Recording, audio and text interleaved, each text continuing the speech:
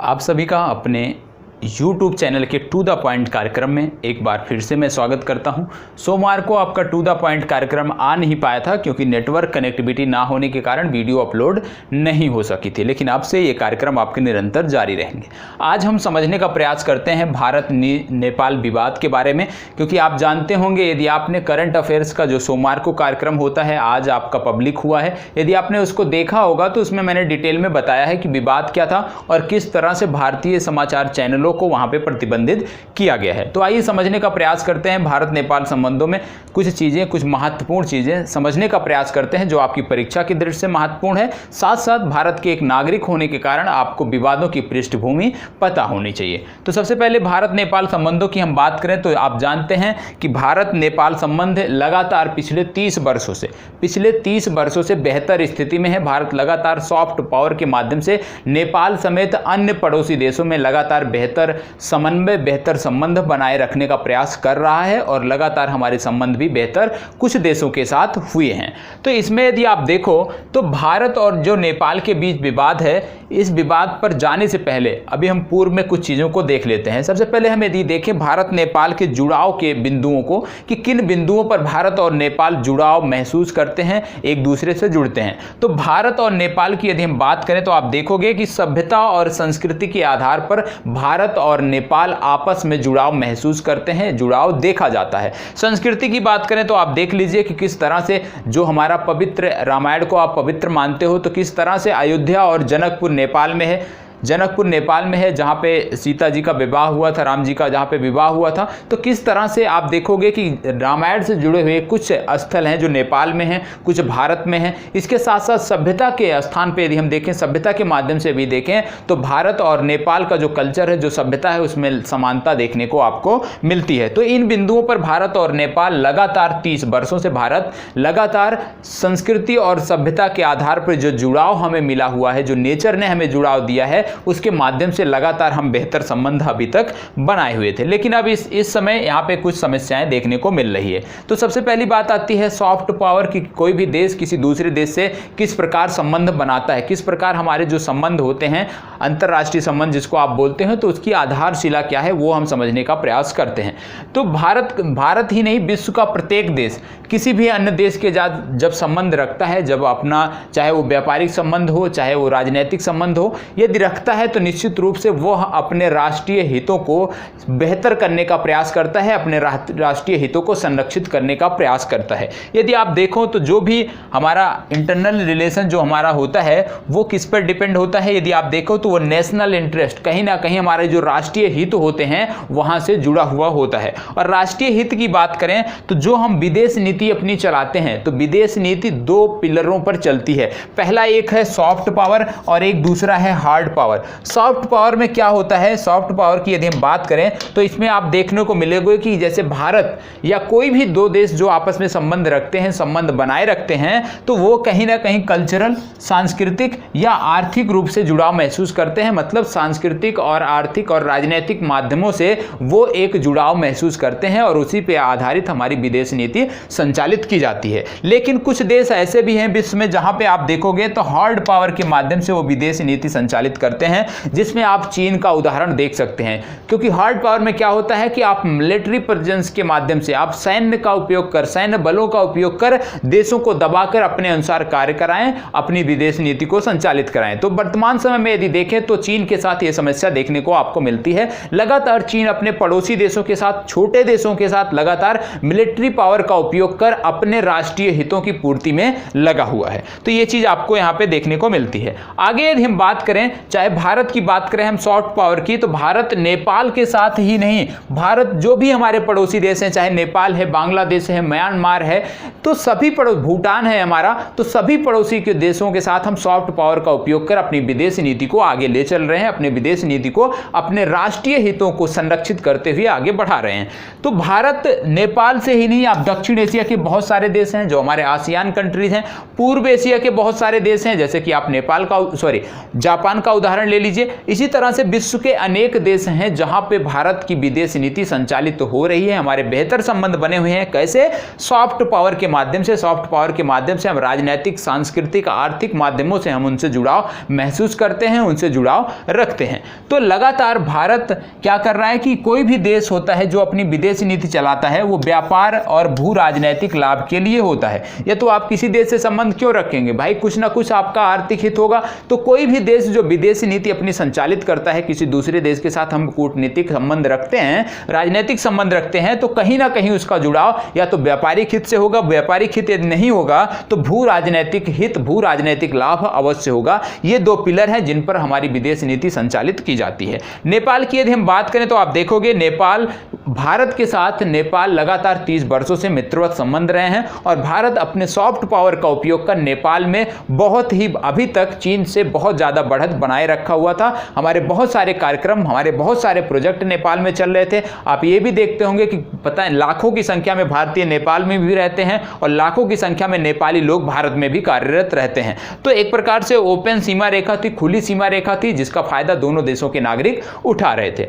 अब आगे यदि आप देखो तो जो हमारा सॉफ्ट पावर होता है उसके नेपाल के साथ यदि हम बात करें कि नेपाल के साथ हम सॉफ्ट पावर पे आगे बढ़ रहे हैं, लेकिन उसके पिलर क्या क्या हैं। तो भारत के जो नेपाल के साथ संबंध बेहतर बने हुए थे उसके 3 पिलर थे। जो भारत और नेपाल के संबंध है वो इन्हीं 3 पिलरों पर आधारित था, इन्हीं 3 खंभों पर टिका हुआ था। कौन कौन से स्तंभ हैं? पहला है वो है हिंदुज्म और बौद्धिज्म। मतलब आप जानते हैं विश्व का एकमात्र हिंदू राष्ट्र है नेपाल, तो और हिंदू भारत में भी रहते हैं, बहुसंख्यक हैं। तो भारत और नेपाल यदि देखें तो एक पिलर हमारा है हिंदुज्म और बौद्धिज्म। बुद्धिज्म क्यों है? क्योंकि आप जानते हैं कि बुद्ध से जुड़े हुए बहुत सारे जन्म स्थान से जुड़े हुए बहुत सारे स्थान ऐसे हैं जो भारत में भी हैं और नेपाल में हैं। तो भारत जो पहला पिलर था हमारा वो सांस्कृतिक था, सांस्कृतिक जुड़ाव था, जिसमें हम हिंदुज्म और बुद्धिज्म को लेकर आगे बढ़ रहे थे। दूसरा हमारा नेपाल से जो जुड़ाव बना हुआ था वो था मधेसी लोगों को लेकर। आप जानते हैं कि भारत की बहुत सारे ऐसे राज्य हैं, जैसे बिहार का उदाहरण ले लीजिए, नेपाल से सीमा साझा करते हैं और ये जो सीमा के आसपास का 10 किलोमीटर का एरिया देख लीजिए दोनों देशों में, तो यहाँ पे क्या है कि आपसी शादी विवाह एक दूसरे के साथ होते हैं, मतलब सांस्कृतिक संबंध यहाँ पे बने हुए हैं। और जो मधेसी लोग हैं, जो विशेषकर नेपाल के बॉर्डर वाले इलाके में रहते हैं मधेसी लोग, लगातार इनके वजह से, क्योंकि इन्हीं लोगों का संबंध भारतीय लोगों से विधिवत बना हुआ है, रीति रिवाज और परंपरा के मामले में भी ये समान है, तो इनका जो संबंध बना हुआ है इससे भी भारत को नेपाल में बढ़त हासिल होता था। इसके अतिरिक्त जो तीसरा पिलर है वो है भारतीय बॉलीवुड मूवी का। जो हमारी हिंदी फिल्म इंडस्ट्री है, वो नेपाल के साथ ही नहीं विश्व के कई देशों के साथ एक बेहतर संबंध बनाने में, पीपल टू पीपल कांटेक्ट करने में एक बेहतर भूमिका अदा करती है। चाहे आप गल्फ के देशों में चले जाइए, गल्फ के देशों में भी आपको हिंदी फिल्म देखने वाले लोग मिलेंगे, हिंदी से प्रेम करने वाले लोग मिलेंगे जो जुड़ाव महसूस करते हैं और कहीं ना कहीं इसका फायदा विदेशी नीति में हमें देखने को मिलता है। तो ये 3 हमारे पिलर हैं। पहला है हिंदुज्म और बुद्धिज्म, दूसरा है मधेसी लोगों का और तीसरा है जो भारतीय मूवी चलती है नेपाल में उससे कितने जुड़ाव महसूस होते हैं और किस तरह से लोग भारत से जुड़ाव महसूस करते हैं और उसका फायदा हमारे राजनीतिक हितों में, हमारे आर्थिक हितों में देखने को मिलता है। अब बात करते हैं कि नेपाल और भारत के संबंध बिगड़े क्यों, पूर्व में कैसे थे, इनकी हम बात कर लेते हैं। भारत नेपाल संबंधों की यदि हम बात करें तो नेपाल का आरोप है कि भारत लगातार नेपाल के आंतरिक मामलों में हस्तक्षेप कर रहा है और इसी वजह से भारत नेपाल संबंध लगातार पिछले 5 वर्षों से बिगड़ते चले जा रहे हैं। इसमें यदि आप देखो तो राजतंत्र से लेकर जब तक नेपाल का जो सिविल वार हुआ था 1990 तक, तब तक नेपाल आरोप लगाता रहा था, विभिन्न मुद्दों पर आरोप लगाता था कि इसमें भारत का जो वहाँ पे आंतरिक अशांति बनी हुई है उसमें कहीं ना कहीं भारत का हाथ है। तो ये लगातार भारत पे आरोप प्रत्यारोप चलता रहता था। यदि आप देखो इसके बाद राजतंत्र से लेकर सिविल वार तक देखो तो इसके बाद जब डेमोक्रेसी यहाँ पे लोकतंत्र आया तो लोकतंत्र के बाद भी नेपाल की जो पार्टियां हैं, कुछ पार्टियों ने आरोप लगाया कि भारत सरकार नेपाल की कुछ विशेष पार्टियों को समर्थन देती है, जैसे कि जो मधेसी लोगों की आवाज़ उठाती है, मधेसी एक पार्टी भी है। तो इस तरह की कई सारी राजनीतिक पार्टियां हैं जिनको भारत समर्थन देता है, तो इनका आरोप लगातार लगता रहा है, चाहे वो राजतंत्र से लेके जब तक लोकतंत्र आया है तब तक के ये आरोप चलते रहे हैं। दूसरी बात आती है, अभी हाल ही में कुछ वर्षों पूर्व नेपाल में संविधान का निर्माण हुआ था, और जब संविधान का निर्माण हुआ था वहीं से भारत नेपाल संबंधों में दूरियां बढ़ गई थी। क्योंकि आप जानते हैं कि नेपाल जो मधेसी लोग हैं वो भारत के साथ जुड़ाव महसूस करते हैं, और उन लोगों की वजह से भारत सरकार ने, क्योंकि जो संविधान नेपाल ने बनाया था उसमें मधेसी लोगों का उतना प्रतिनिधित्व नहीं दिया गया था, उनका ध्यान नहीं रखा गया था, तो भारत सरकार ने इसके लिए आवाज उठाई थी। भारत सरकार ने नेपाल सरकार से आग्रह किया था, लेकिन नेपाल ने इसको क्या समझा कि भारत नेपाल के आंतरिक मामलों में हस्तक्षेप कर रहा है, क्योंकि नेपाल भी एक संप्रभु देश है, उसका अपना संविधान है, वो जिस तरह से चाहे उसका डिजाइन कर सकता है। तो उस तरह से वहां पे हमारे संबंध बहुत ही बिगड़े, और जो संबंधों के बिगड़ने का सिलसिला चालू हुआ वो वहीं से चालू हुआ। और जब संबंध हमारे बिगड़ने लगे उसी के बाद से जो हमारे प्रतिद्वंदी हैं पाकिस्तान और चीन, लगातार ये दोनों आपस में यहाँ पे बढ़त बनाने में लग गए और भारत को यहाँ पे